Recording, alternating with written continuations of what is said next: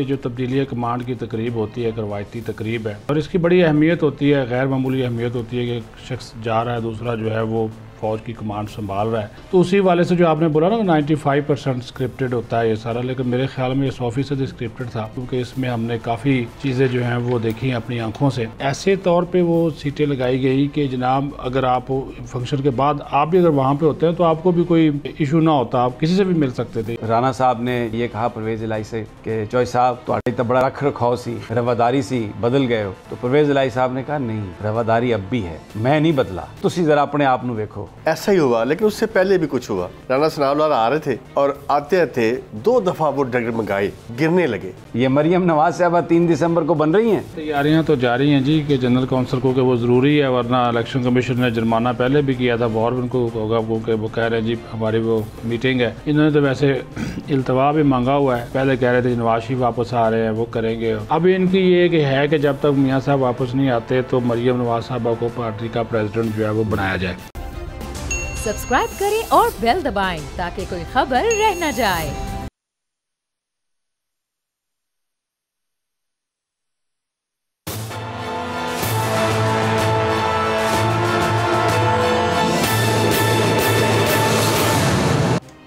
अस्सलाम वालेकुम नाज़रीन, मैं आपका मेज़बान समी इब्राहिम और आप देख रहे हैं प्रोग्राम तजिया। मेरे साथ हैं अलीना इलियास, को एंकर हमारी, सदीक साजिद साहब बड़े ज़बरदस्त रिपोर्टर हैं, सीनियर रिपोर्टर हैं, और जाहिद फ़ारूक मलिक साहब। और ये दोनों जो असहाब हैं ये आज मौजूद थे चेंज ऑफ कमांड सेरेमनी में। बड़ा उसकी एक सेरेमनी की अहमियत है। वैसे तो पॉलिटिकल इश्यूज़ बहुत हैं और हम हर इशू पे बात कर सकते हैं। इमरान खान साहब की भी बड़ी एक्टिविटी है, आज परवेज़ इलाही साहब से भी उनकी मुलाकात हुई, पूरी तरह अपनी प्लानिंग में मसरूफ़ हैं। और एक जो असाब हैं पीडीएम के, पूरा उस पर वो उनकी वो हो रही है हैमरिंग। अगरचे पीडीएम वाले भी अब इतने पक्के हो गए हैं कि वो भी बज़ाहिर यही कह रहे हैं या नहीं जी नहीं, हमने इलेक्शन नहीं करवाना, हम तो नहीं करवाएंगे इलेक्शन। लेकिन कुछ खबरें आ रही हैं, 3 दिसंबर को यौम तासीस है मुस्लिम लीग नून का, और एक इत्तला है जो मरियम नवाज़ के चाहने वाले फैला रहे हैं, और वो ये इत्तला है कि 3 दिसंबर को पता नहीं नून लीग की कौन सी कौंसिल का इजलास हो जाएगा और उसके बाद फिर मरियम नवाज़ साहबा सदर बन जाएंगी मुस्लिम लीग नून की। और फिर नून वाले ये कह रहे हैं कि बस इंतखाबात जो हैं वो अपने टाइम पर होंगे या थोड़ा सा पहले होंगे, लेकिन दिसंबर के बाद या एंड पे या जनवरी में मियाँ साहब आ जाएंगे, बड़े बड़े जलसे होंगे और हम जहर निकाल देंगे इमरान खान का, और बस गलियाँ हो जान सुंजियाँ ते विच मिर्ज़ा यार फिरे और फिर मियाँ दे नारे बजणगे। ये तो है उनका मंसूबा, इस पर बात करेंगे। लेकिन बहरहाल मैन प्रपोजेस गॉड डिस्पोजेस, हर चीज़ अल्लाह के हाथ में है।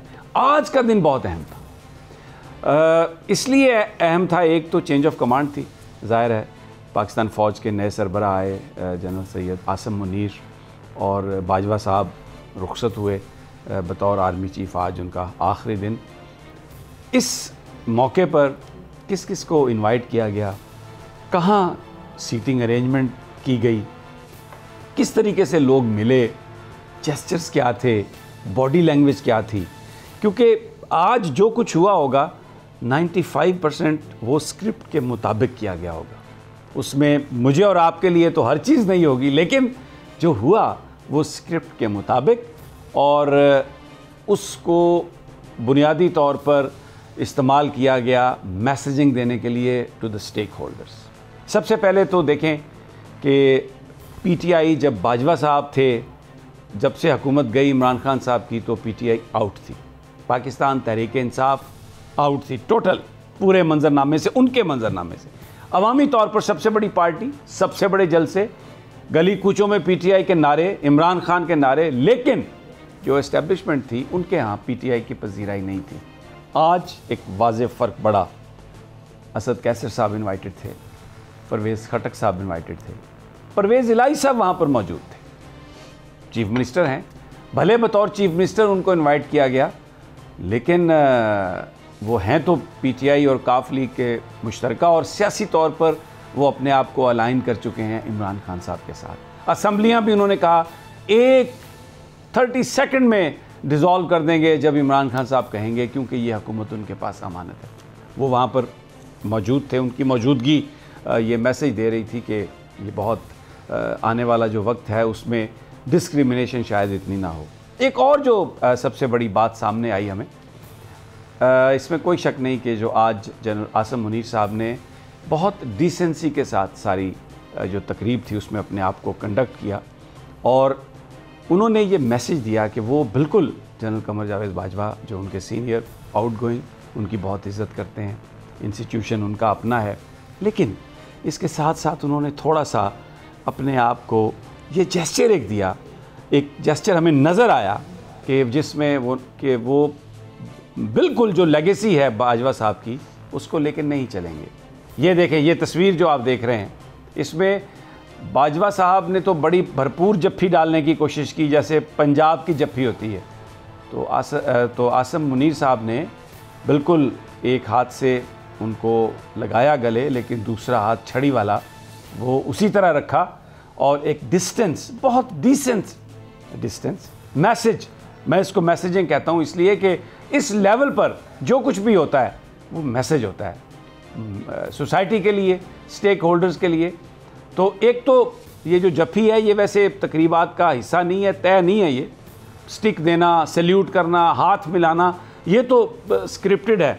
तो बाजवा साहब ने थोड़ा सा, मुझे लगता है कि जैसे तकरीर में भी उन्होंने कहा कि मैं 24 साल से जानता हूँ, कहने की ज़रूरत नहीं थी, लेकिन अब बहरहाल उन्होंने ज़रूरत महसूस की कि आने वाले वक्तों में क्या होगा क्या नहीं होगा। तो मैं दसा कि मेरा भी बड़ा तल्लक है, भावें मेरे बारे में ये बातें आती रही हैं कि मैं मुखालफत करता रहा हूँ, लेकिन मेरा बड़ा ताल्लुक है, 24 साल से मैं जानता हूँ, जफ़ा डालने की भी कोशिश की, लेकिन बहुत डिसेंसी के साथ ये मैसेज दिया जनरल आसिम मुनीर ने। आप सीनियर हैं, काबिल एहतराम हैं, इंस्टीट्यूशन का हिस्सा हैं, लेकिन बहरहाल अपनी स्टिक पे उन्होंने हाथ रखा और बताया कि basically I have an independent approach. एक और तस्वीर आपको दिखाता हूँ, उसके बाद फिर मैं हमारे जो मेहमान हैं उनकी तरफ इनसे अहवाल पूछेंगे। ये वो तस्वीर मैं आपको दिखाना चाहता हूँ जब जनरल आसिम मुनीर शहबाज शरीफ साहब से मिले, वज़ीर आज़म साहब से उनके ऑफ़िस में मुलाकात हुई। तो आप देखेंगे कि सैल्यूट वो मार रहे हैं, दरवाज़े के पास वो खड़े हैं और बिल्कुल जो कारपेट की जो लाइन है उस लाइन को वो क्रॉस नहीं कर रहे हैं, यानी बिल्कुल उस जगह पर वो खड़े हैं। इसमें जो इनके पाँव हैं वो अगर ये दिखा सकें हमारे टीम, ये शायद टिकर की वजह से आपको नज़र ना आ रहा हो, लेकिन जहाँ पर उसकी कारपेट की लाइन है उस लाइन से आगे पाँव नहीं जा रहे। वेरी सिंबॉलिक, क्योंकि जनरल आसिम मुनीर एक बहुत ही समझदार, ज़ीरक और सारे मामलात को समझने वाले जनरल हैं। तो बहुत ही इंटेलिजेंटली वो ये बता रहे हैं कि जो मेरी लाइन है, जो जहाँ उसको मैं कभी, ये देखें कि मैं कभी उसको क्रॉस नहीं करूँगा, बिल्कुल लाइन के ऊपर खड़े हैं। शहबाज शरीफ साहब जा रहे हैं, वैसे बड़े अजीब हैं शहबाज शरीफ साहब, जब चेयर पे बैठे हैं तो मास्क पहन के बैठ गए हैं और वैसे उनके साथ हाथ मिलाने जा रहे हैं। अल्लाह ताला रहम करे, पता नहीं घबरा गए या क्या हुआ। वो इमरान खान साहब कहते हैं ना, बस ये फौरी तौर पर तैयार हो जाते हैं। उन्होंने एक अजीब सा नाम भी इनका रखा हुआ था, बहरहाल मैं उस पर नहीं जाता। I am saying it on A lighter note. Sadiq Sajid साहब आप भी मौजूद थे वहाँ पर और पता चला कि जिस वक्त वो ख़िताब कर रहे थे तो जिसमें वो अपनी खिदमात का जिक्र कर रहे थे, तो ऑडियंस जो है वो क्या जेस्चर थे उसके, मैं चाहता हूँ कि आप ज़रा वो बयान फरमा दें। हर बात मैं बयान करूँगा तो लोग कहेंगे कि ये देखें तअस्सुब में डूबा हुआ प्रोग्राम कर रहा है।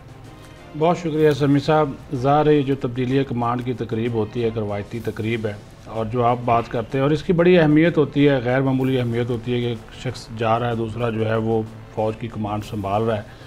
तो उसी वाले से जो आपने बोला ना 95% स्क्रिप्टेड होता है ये सारा, लेकिन मेरे ख्याल में ये 100% स्क्रिप्टेड था, क्योंकि इसमें हमने काफ़ी चीज़ें जो हैं वो देखी अपनी आँखों से, और लोगों की सीटिंग के साथ साथ, और दूसरी जो आप बात कर रहे हैं कि वहाँ पे जो लोग आए, फिर वो लोग गए और लोगों का आपस में मिलना, ये ऐसे तौर पे वो सीटें लगाई गई कि जनाब अगर आप फंक्शन के बाद आप भी अगर वहाँ पे होते हैं तो आपको भी कोई इशू ना होता, आप किसी से भी मिल सकते थे। इवन कि उन्होंने यहाँ तक वो एक्सेस लोगों को दी कि अगर कोई गपशप करना चाहता है किसी के साथ कोई हालात, इवन कि हमने को जो है वो जनरल बाजवा साहब उनके करीबी जनरल आसम साहब इनसे भी हमने कोशिश की, लेकिन उन्होंने तो हमें मना कर दिया। उन्होंने कहा जी मैं कोई बात नहीं करूँगा। जनरल बाजवा साहब से जब हमारी उधर गपशप हो रही थी तो उन्होंने कहा कि यार मेरे तो जो 6 साल हैं वो इन 6 सालों के दौरान मेरी जितनी भी कोशिश थी वो मैंने अपनी कोशिश की और मैं मुतमिन हूँ, ये उनके अल्फाज थे। बाकी उन्होंने इशारा किया और कहा ये आसिम मुनीर साहब आ गए। आपका मतलब है कि उन्होंने इसको किस्मत का लिखा समझ के कबूल कर लिया, एक्सटेंशन नहीं हुई। जी जी, बस उन्होंने कहा बस जो था मुझे मिल गया। हाँ, दूसरा वो तकरीर थी वो ज़ाहिर जब वो जिक्र कर रहे थे अपनी खिदमात का और कि ये मैंने किया 6 सालों के दौरान ये ऑपरेशन, एक मरला ऐसा आया कि कुछ लोगों ने उस पर जो हंसी लोगों की हुई है, इसमें कोई यानी हंसी निकल गई होगी ना, वो आप वो खुशी की है या वो तंजिया है या व्हाटएवर। आप बड़े चालाक आदमी हैं, अपने अल्फाज मैं चालाकी नहीं कर रहा, मैं तो आपको आंखों देखा नहीं हूं भाई, आपको आंखों देखा जो है वो मैं आपको हाल बता रहा हूँ।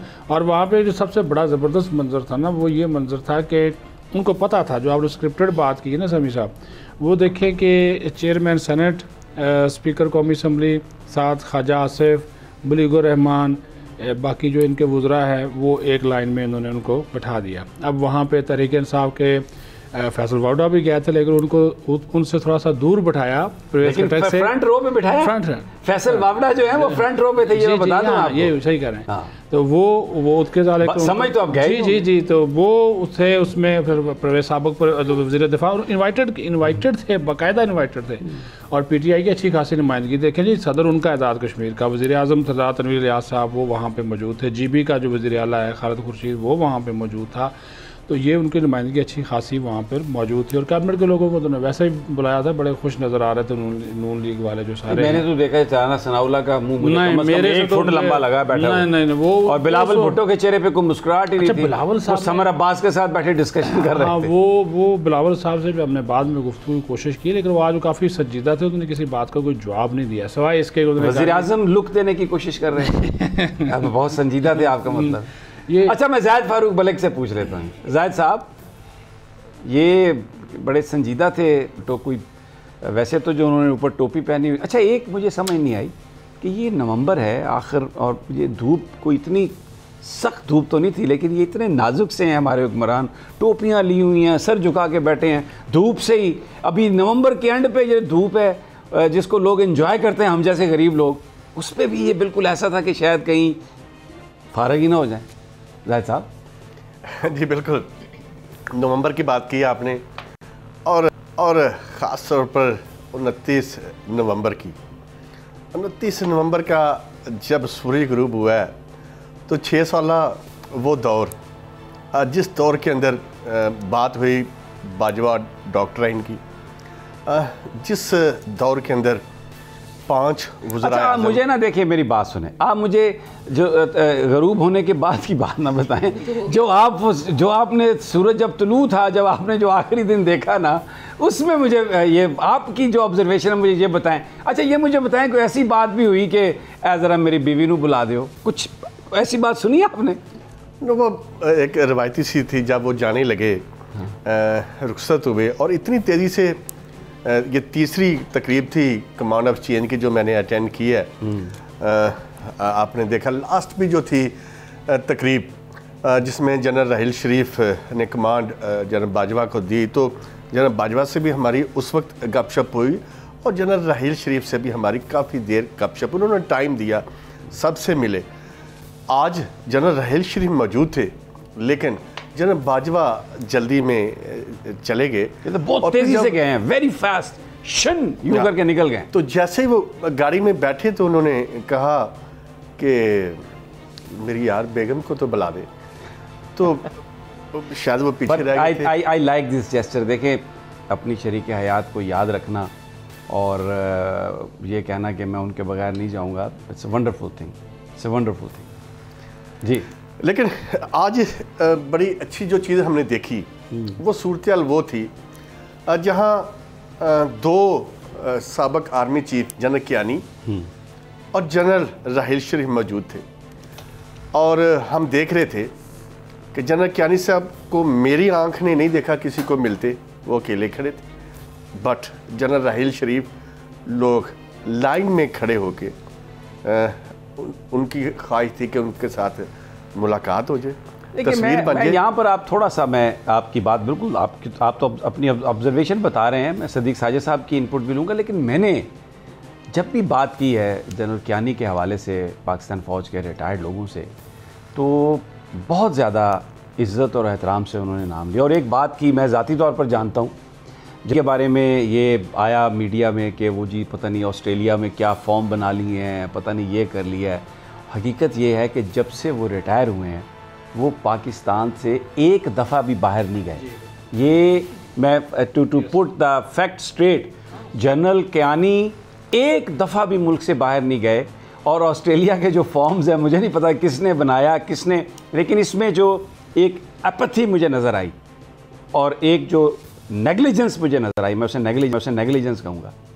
ISPR ने कभी भी इस बात की तस्दीक नहीं की। जनरल कियानी ऑलवेज़ हेयर पिंडी में।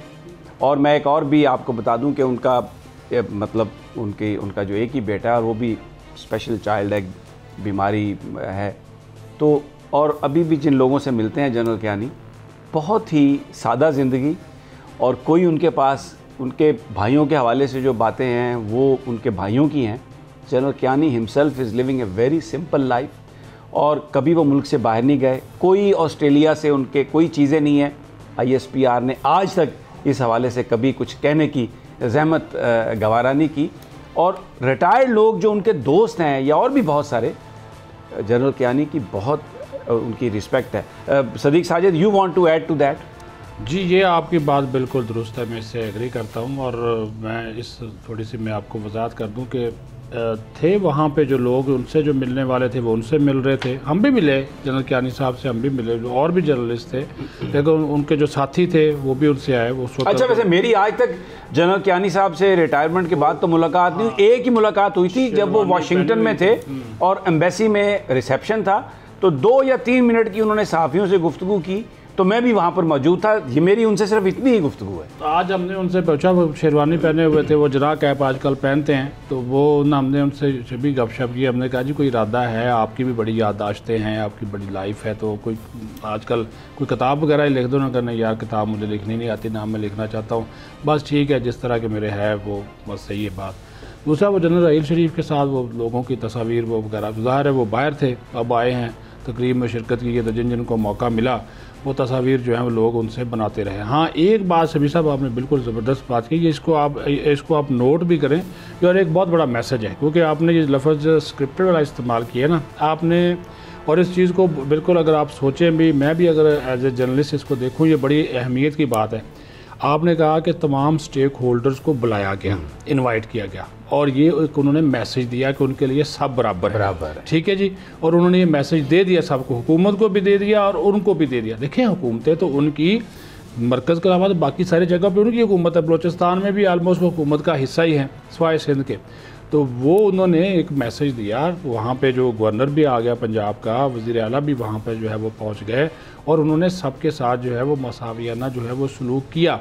जो भी वहाँ पे उनको यानी कि उनको रिसीव करने के हवाले से, अभी जो चेयरमैन सेनेट है सादिक संजरानी, जो मर्ज़ी कह ले, वो इनकी सपोर्ट से दूसरी मरतबा बने ना जी, तहरीक इंसाफ की सपोर्ट से दूसरी मरतबा वो चेयरमैन बने। अब उनका जो है वो मैं बात नहीं करते मैं, लेकिन वो भी एक तरह की उनकी नुमाइंदगी। फिर सदर आज़ाद कश्मीर, वज़ीर आज़म। अच्छा, मुझे ब्रेक पर जाना है सदीक, आप बड़ी इंपॉर्टेंट बात कर रहे हैं।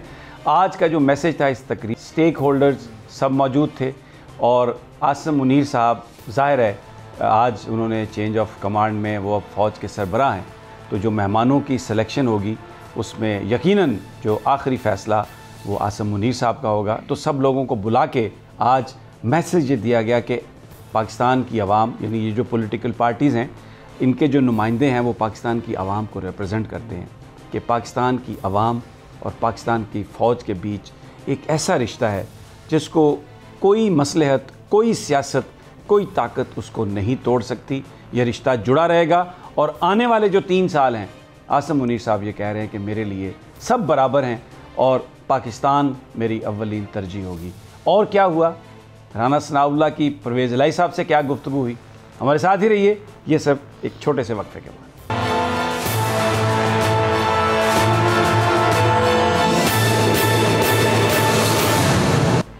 वेलकम बैक नाज़रीन। जो बहस हो रही थी उस पर जाने से पहले 2 पॉइंट्स। एक तो ये कि सियासतदान खुद जब कोई वैक्यूम छोड़ते हैं तो किसी ना किसी ने तो उसको फिल करना होता है, तो जो ताकतवर है उसके लिए बड़ी आसानी होती है। अब इस वक्त जो इंतखाब का मरहला है ये आपस में बैठकर अगर चाहें तो तय कर सकते हैं, बैठने के लिए तैयार नहीं है। लेकिन आज चेंज ऑफ कमांड थी, सब वहाँ पे चले गए, वहाँ पर एक दूसरे से बातें करने लग गए। तो अगर ये मिल बैठें और कोई इलेक्शन की तारीख चूज़ कर लें तो कोई वैक्यूम क्रिएट नहीं होगा, उसको कोई आके फिल नहीं करेगा। लेकिन ज़ाती अना बहुत है, इक़्तिदार की ताकत और नशा इतना होता है, जब हर तरफ प्रोटोकॉल होता है, दरवाज़े खोलने वाले लोग होते हैं, तो इंसान ये समझता है कि बस ये चीज़ें हर वक्त मेरे हाथ में रहेंगी और ये नहीं जाएंगी। ये एक ऐसी सोच है जिससे जान छुड़ा लें तो बेहतर है। दूसरा, बाजवा साहब की आज स्टेटमेंट है कि मैं बहुत जल्द गुमनामी में चला जाऊंगा। मेरा नहीं ख्याल बाजवा साहब, आप बहुत जल्दी गुमनामी में जाने वाले नहीं हैं। फ़रख हबीब ने भी ट्वीट किया है और असद उमर साहब ने भी ट्वीट किया है।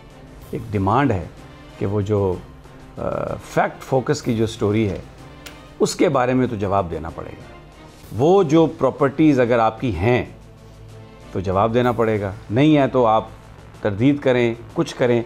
तो जब तक वो मसला हल नहीं होता, अगर आप ये समझते हैं कि आप गुमनामी में चले जाएंगे, लोग आपको भूल जाएंगे, एक तो वो नहीं हम भूल सकते, और दूसरा मैं कोई उंगली नहीं उठा रहा, मैं कोई इल्ज़ाम नहीं लगा रहा।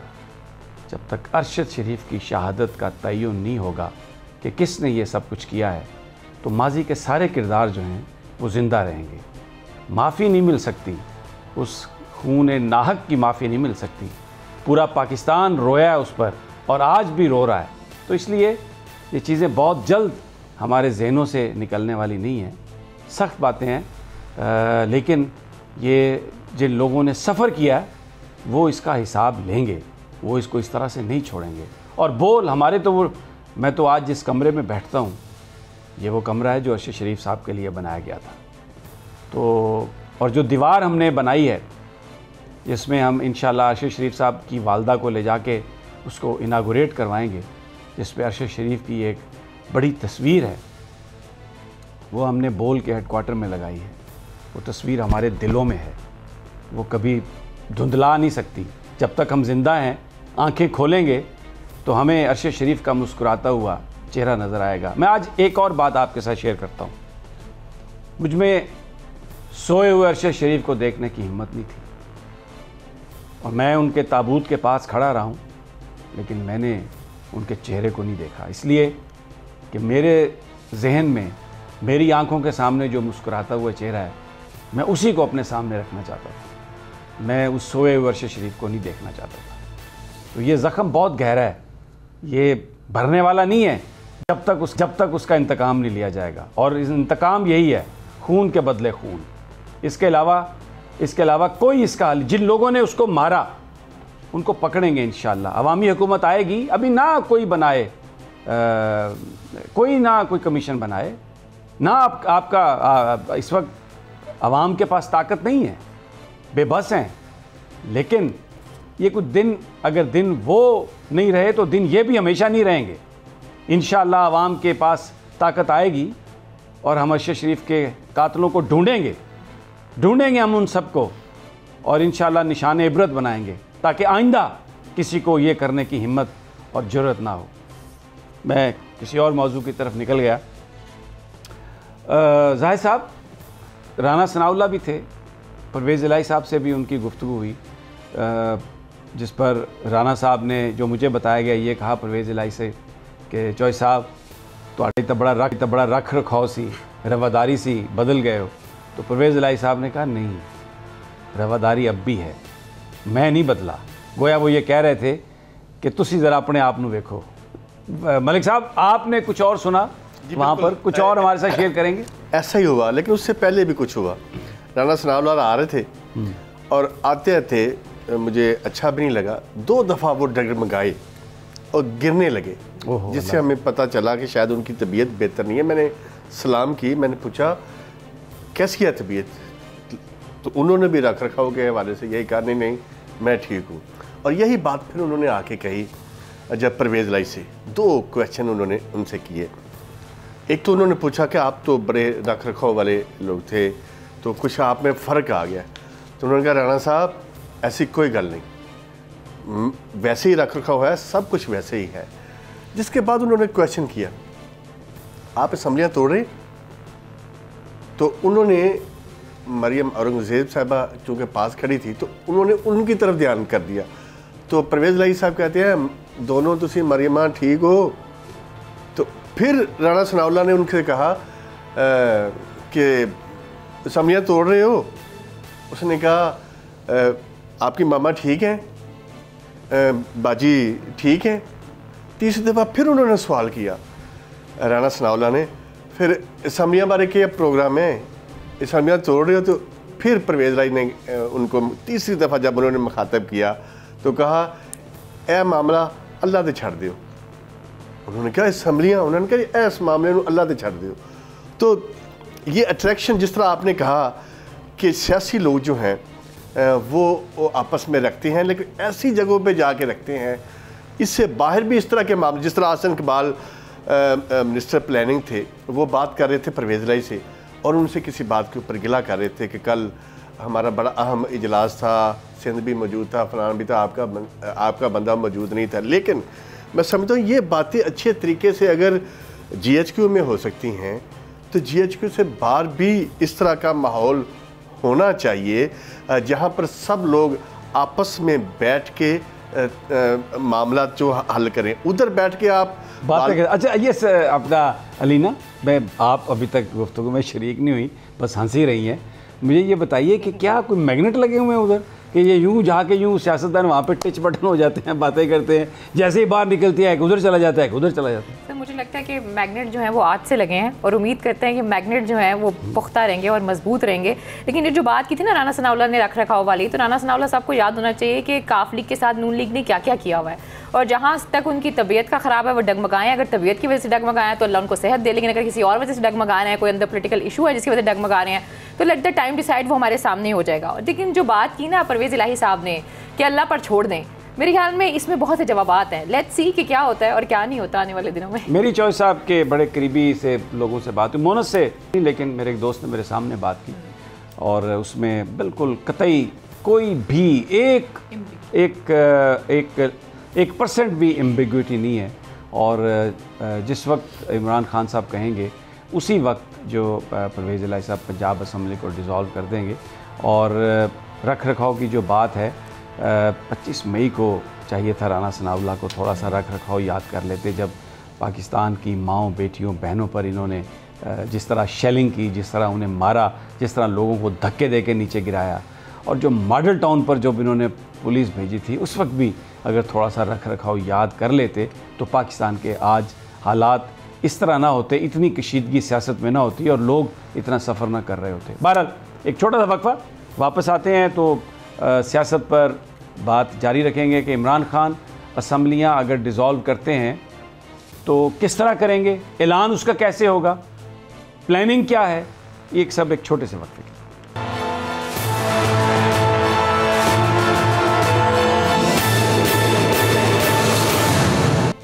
वेलकम बैक नाजरीन, सियासत पर बात हो रही है और आज का जो दिन था उसके हवाले से हमने शुरू में बात की। अब एक आखिरी ऑब्जर्वेशन और फिर उसके बाद मैं जो नून लीग की सियासत है, मरियम नवाज़ साहबा की सदारत, उसके हवाले से बात करूँगा। एक और बात जो पार्टिसिपेंट्स ने वहाँ पर देखी वो ये थी कि जनरल आसिम मुनीर उस तकरीब में जितना अरसा भी रहे बहुत सारे लोगों से मिलते रहे, लेकिन ISI के सरबराह जनरल नदीम, वो नवीद अंजम, वो उनके साथ रहे, हर वक्त उनके साथ रहे और जो भी गुफ्तगू हो रही थी वो उसमें शरीक थे।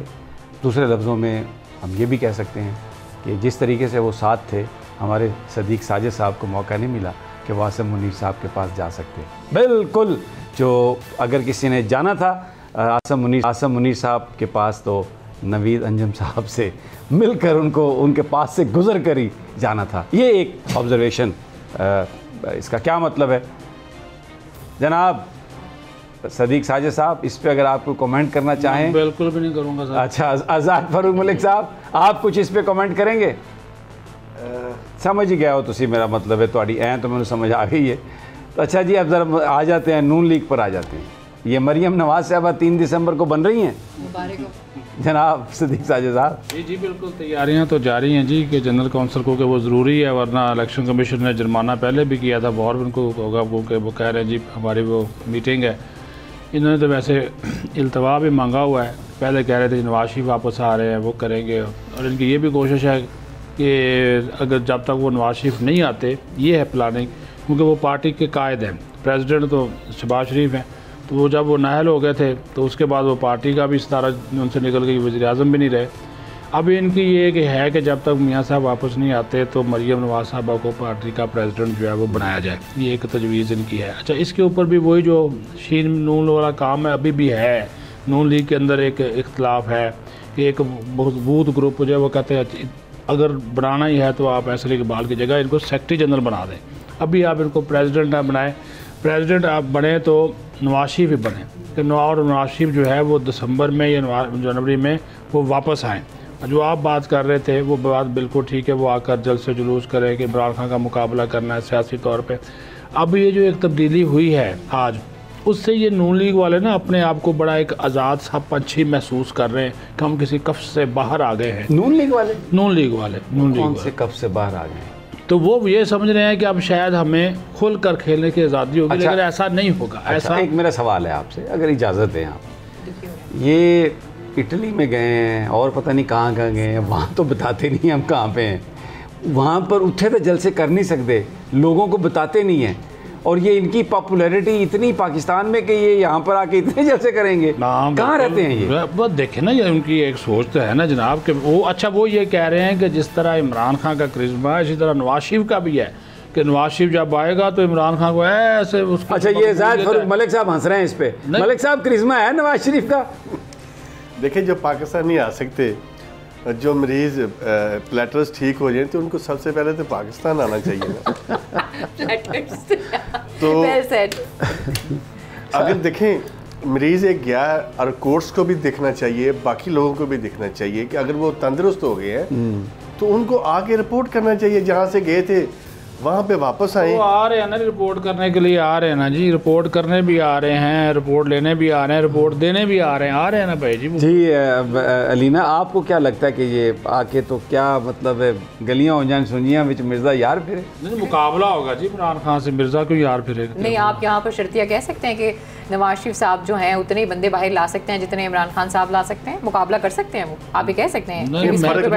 मेरा नहीं ख्याल कि कोई भी कह सकता है, बड़ा मुश्किल सवाल है ये, जिसका जवाब देना भी उतना ही मुश्किल है। लेकिन ये है कि अगर उनको सदर बनाया जा रही है मरियम नवाज साहिबा को, तो हमने देखा है कि हमजा साहब जेल में रहे, शहबाज शरीफ साहब भी जेल में रहे, फिर अचानक से निकले, फिर वो वज़ीर आज़म बन गए, लेकिन जितनी कुर्बानी मेरे ख्याल में मरियम नवाज़ ने दी है, उनके बयानियाँ अपनी जगह पर, लेकिन अगर ओवरऑल पार्टी की बात की जाए तो मेरे ख्याल में मरियम नवाज़ डिज़र्व करती हैं। अच्छा जी, ये वाह भाई बड़ी बात है, आप तो कह रही हैं बयानियाँ अपनी जगह पर सर, बयानी से इख्तलाफ है, लेकिन जितना वो एक राय पाई जाती है कि मरियम नवाज साहबा, अगर मैं सीधी बात करूँ, पार्टी के अंदर एक राय, बड़ी संजीदा लोगों की राय, वो कह रहे हैं कि अगर मरियम नवाज साहबा पार्टी प्रेसिडेंट बन गई, शी विल बी डिक्टेटर।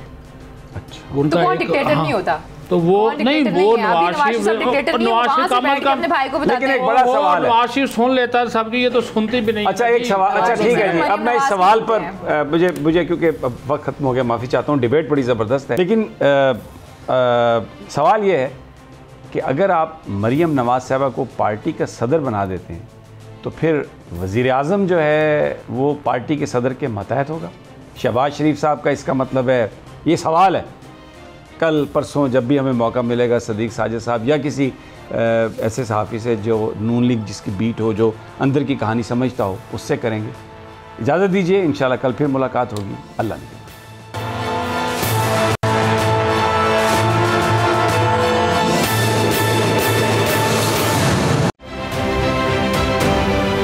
आप ये समझें, ये जो हक है ना, हक पे खड़े रहना और हक को बोलना, ये दूर से लगता है तन्हा हो गए लोग। आप खान साहब को देखें, तन्हा दिखाई देने, सारी जमातें मिलकर उनके खिलाफ हैं, लेकिन आज भी पाकिस्तान की आवाम उस हक की आवाज़ के पीछे जो है 80% से ज़्यादा आवाम उनके साथ है। सेम एग्जैक्टली इसी तरीके से बोल की कहानी है भाई, बिल्कुल अलग आपको तन्हा दिखाई देगा, हर जगह आपको खड़ा हुआ नजर आएगा, हटेगा नहीं किसी चीज़ से, और उसके साथ भी 80% आवाम अगर आज आप देखें तो उसे बोल दिख रही है।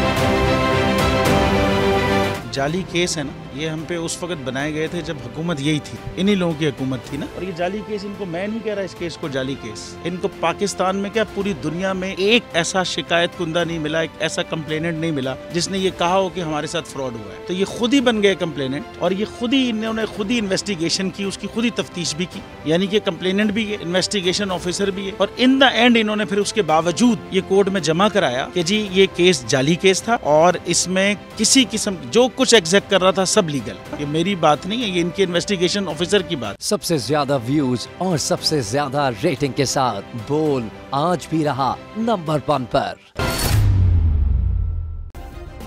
सब्सक्राइब करें और बेल दबाएं ताकि कोई खबर रह न जाए।